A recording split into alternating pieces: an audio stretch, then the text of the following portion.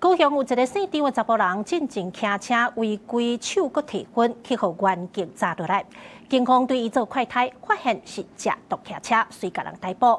另外有跨國集團結合新科技，將這毒品甲藏佇咧3D 列印的紅盒內底，對這德國寄入來台灣，加在互檢警抓落來，包括這超過1公斤的 K 他命流入市面。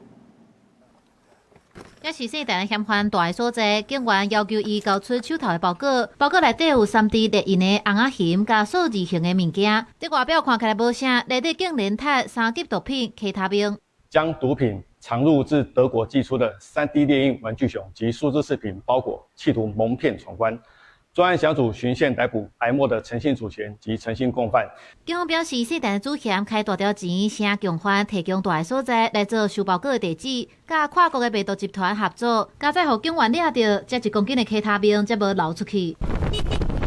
這是高雄市美術東勢路，一個男性騎機車騎佇頭前，後壁警員發現伊佇換車道，閣哪騎車哪食薰，警員甲伊載落來，發現伊的駕照已經互註銷，身軀頂閣有怪味。張男雖再三向員警表示自己已戒毒，然而見警方不為所動，轉而開始求饒。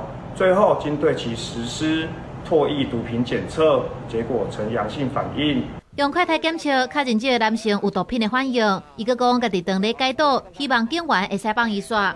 警方表示，毒品嚴重影響駕駛人的專注甲反應。甲這個男性按照涉嫌犯公共危險等等的罪嫌，移送高雄地檢署偵辦。交通違規的部分也按照法律來舉發。記者綜合報道。